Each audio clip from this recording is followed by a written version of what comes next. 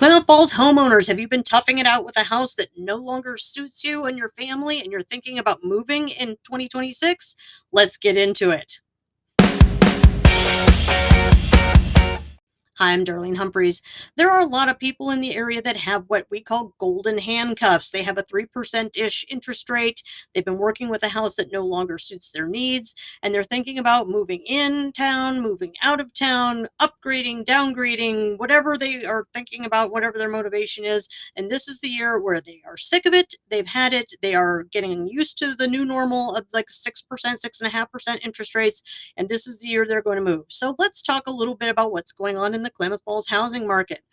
The average sales price in Klamath County is $325,000-ish. It's been bouncing around that number for a while, and there's no reason to think that's going to change anytime soon. The average days on market are 72, unless you get into the higher price points. If you get over, say, $750,000, the days on market go over 100. And the average sales price in Klamath Falls is still 25% below the average home sales price in the United States. So we're a low cost of living area, which of course makes us more attractive to people that are looking for more affordability. And of course, what buyers are looking for is value. If you have done some renovations to your house that were very personal and things that you did to make it more livable for you, don't expect 100% return on investment from the next buyer. They might not appreciate the upgrades that you have made to the house, and they're not willing to pay a premium for them. So be realistic about what you've done or what you need to do to get your house ready for market. Okay. And speaking of getting your house ready for market, a lot of buyers want something that's move-in ready. They don't want to take on projects. They want to maybe paint and maybe change a few things out, but they don't want to renovate the kitchen. They don't want to upgrade the bathrooms. So if you have a house that needs upgrading, make sure that you're priced for condition. So some buyer will take it on, because there are some buyers out there that wants the sweat equity. They know people, they are handy, whatever the situation is, they will take it on if you are priced for condition. And another thing that has become a hot item for buyers is energy efficiency. As the cost of utilities goes up, more buyers are aware of energy efficient items that they want in a house, and they are looking at things like, does it have solar? And to make sure the solar panels are owned and not leased. Those leased solar panels that some of y'all did are going to be the Achilles heel if you're trying to sell your house. But they're looking at how old the HVAC is and what other energy efficient upgrades have they done to the house. And those are things that buyers have become very aware of. Another thing that buyers want is an outdoor living space. Outdoor entertaining has exploded, and people want a very nice patio, maybe with stamped concrete, with a nice barbecue area and counter space where they can work, and a nice outdoor eating area. It's so people can entertain outdoors. It is Klamath Falls, and we do have those 300 days of sunshine. We have a lot of beautiful weather in the summertime, and people want to be outside and entertaining. And because it's Klamath Falls, people also want outside storage. They want an oversized shed, or perhaps in addition to the attached garage, there's a detached garage, or there's a shop, because they have toys, they have hobbies, they have quads and bikes and RVs and things that they need to store. And if you have a 30 amp hookup outside, and then you also have a sewer clean out where they can dump their trailer, oh, that, ooh, people definitely like that stuff. But outdoor storage, of course, is something that buyers respond well to in the Klamath Falls market. And before you go to market, try to address those deferred maintenance items that you have basically ignored because they don't bother you. They're not getting any worse.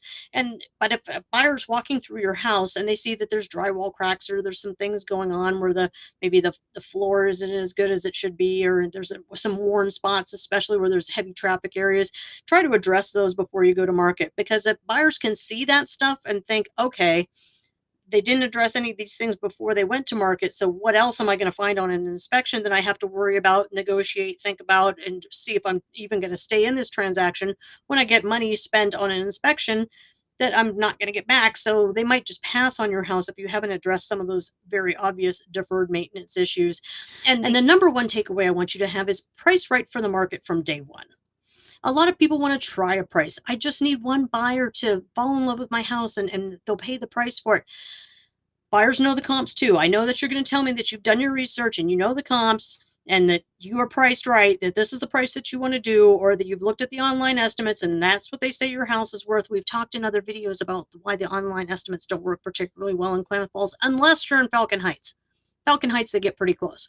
But most of our neighborhoods are not nice cookie cutter neighborhoods like Falcon Heights, so the online guesstimates routinely get it wrong, up or down.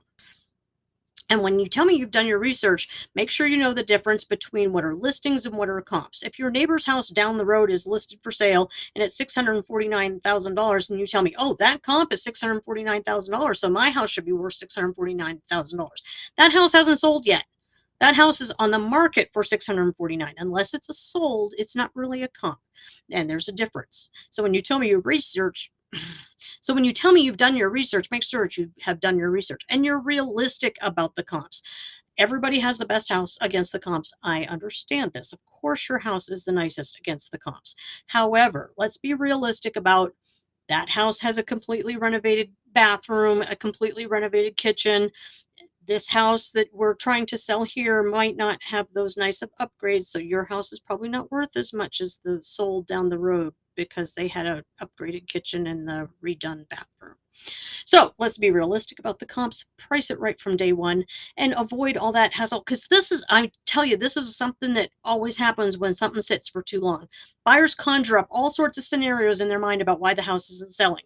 The neighborhood must be awful. There must be something wrong with the house. Why isn't anybody buying this house? I can't even tell you how many times that buyers will look at something and see that it's got 62 days on market, and then they start talking about there must be something wrong with the house, and they won't even go see it. I'm like, well, maybe it's time that we go see it. Perhaps it is overpriced. Perhaps it is overpriced, and that's why no one's buying it, no one's seeing it, and the seller knows. The seller knows what they have. My puppy wants to say hi. Hi, say hi to everybody. Do you want to say hi? This is Ren. This is Renegade, my little renegade. So everybody thinks that they have the best house, and they have the house that everybody should want, and they want to price it at the top of the market. But if you be realistic and price it from day one, you will be much better off. Thanks for joining me.